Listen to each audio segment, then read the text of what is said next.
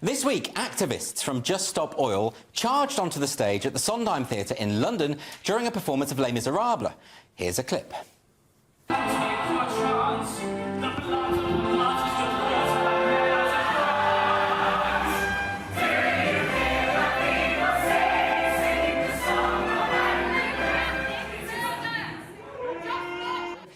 Now, you might be thinking, what has this musical adaptation of Victor Hugo's classic novel got to do with climate change? Well, nothing at all.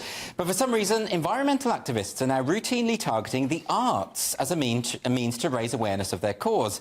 In May of this year, activists climbed into the Trevi Fountain in Rome and poured vegetable charcoal into the water. And this could have caused permanent damage to the stonework of this beautiful 18th century Baroque construction. But apparently they didn't care. And in October last year, Just Stop Oil activists threw tomato soup over Van Gogh's sunflowers at the National Gallery in London and then glued themselves to the wall. Here's what they had to say. What is worth more, art or life? Is it worth more than food? Worth more than justice?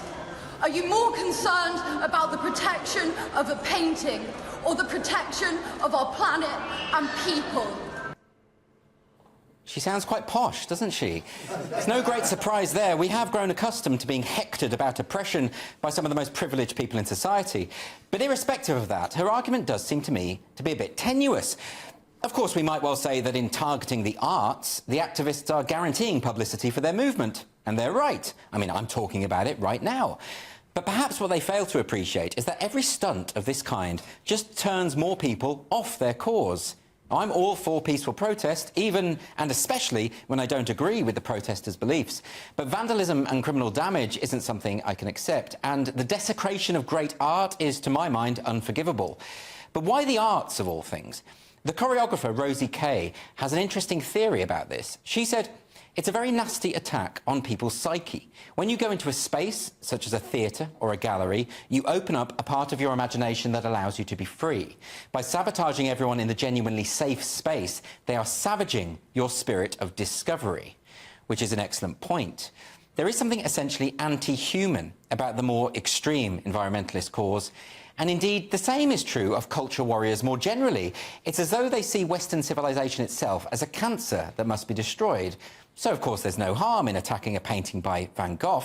He was just an oppressive, straight white male, after all.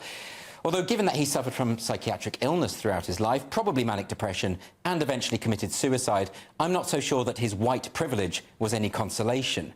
Many of today's environmental activists are products of this identity-obsessed worldview. It's why Extinction Rebellion co-founder Stuart Basden argued that his movement, quote, isn't about the climate. He said it was concerned with overturning white supremacy, the patriarchy, Eurocentrism, heteronormativity, and class hierarchy. And so if you have that mindset, why should the arts be respected?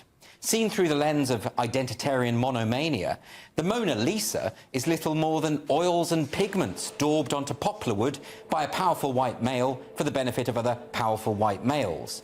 Art, literature, culture, these things are now perceived as a kind of elaborate power grab, which is why museums and libraries are so often targets for what they call decolonisation.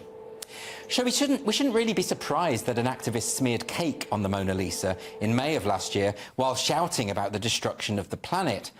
And if you're thinking to yourself, well, these masterpieces have protective glass, there's no harm, well, think again, because the vandal who attacked the Mona Lisa actually tried to break the glass first in an effort to damage the artwork itself. We are dealing with a catastrophising mindset that sees art as little more than a futile hobby, a distraction from the greater cause. Of course, jumping on stage during a production of Les Mis is hardly comparable to destroying the Mona Lisa, but it does reveal something disturbing about a worldview that doesn't recognise the importance of artistic endeavour. Great art represents the height of human achievement, offering us those rare glimpses of the numinous that enliven our existence. But the activists, they can't see that.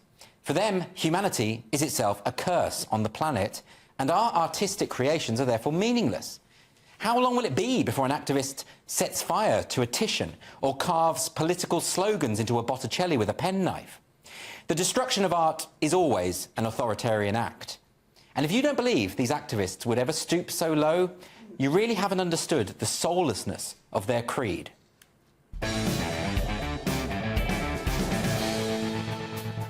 OK, so we've got some time here. Let's see what our panel makes of that. Paul, do you have any inkling as to why it is that environmental activists go after artworks all the time? It seems to be their thing now. Yes, and I mean that was a really evocative monologue. Well done, Andrew. It really did make me think on the spot about a number of things there. I can't really grasp the idea of why, and I would have thought the last bastion of the people that would have supported Just Stop Oil were the white middle classes that would have gone to the theatre to see Les Mis. Yeah. And they've essentially attacked them now. So whilst I meet many people who don't like Just Stop Oil, but I don't meet lots of people who want to see the earth burn, but they just cannot stand these people, to the point that I've actually spoken to someone who said, I'd rather the earth burned than these people win. I mean, that's quite extreme. But then on the other hand, Bruce, like, I know a lot of people who are very concerned about the planet, very concerned about climate change, but they can't stand these activists doing this sort of stuff. No, because the thing is, first of all, a hammer should be taken to these people. Seriously. That's just my personal view. And, of course, we're not being literal there either. I just have to emphasise that. More art. Oh, no, I am. But the fact of the matter is, people, like, what is the cost of a West End ticket? Why are you going and disrupt it? In a cost of living crisis, if people want to go out and enjoy themselves, I understand your aims and all that kind of stuff. Go and target people that can actually make, a change in the situation. So I suppose their argument is everyone does end up talking about it because it's so upsetting. Because, like you say, people have spent so much money. But then there was that thing, did you see that on X or Twitter or whatever it's called? There was a Just Stop Oil person sitting in their T-shirt on a plane. Yes. Going to Ibiza. Are you saying there's a degree of hypocrisy in the movement? I am. I'm saying, seriously, that hammer, get one, take it to them. Paul, you can have a conversation without inciting violence. Why don't you tell me what you think about that kind of hypocrisy? I mean, is that the thing that's putting people off, really? Well, of course it is, and the whole thing's hypocrisy. At least Greta Thunberg, God bless her, she took a boat when she went to... Did she sail to the States one time? Yes, she did. And, you know... I mean, she must have regretted it. I'm surprised she didn't change her mind after she got there. But at least that's what she attempted. These people who sit on the planes with Just Stop Oil T-shirts, you know, if you said to them, we're just going to stop putting oil in the aeroplane, they'd have a panic. Yeah, of course. And, you know, I suppose it's a bit low for me to point out how posh that girl was. But on the other hand, I can't help but notice that they're all really posh and really privileged. Because, of course, if you implement all of the demands that they're requiring, all the net zero things, that it's going to affect the poorest in society most. I think they genuinely don't understand how it is for a normal person to survive. Right. I know you can't actually say what a normal person is, but let's just say, for the argument of this debate, a working person of any class that has to pay bills and is not independently wealthy and doesn't have that entitlement, those people there want to save the earth as well. Yes. However, you know, it comes at a big cost. Absolutely. OK.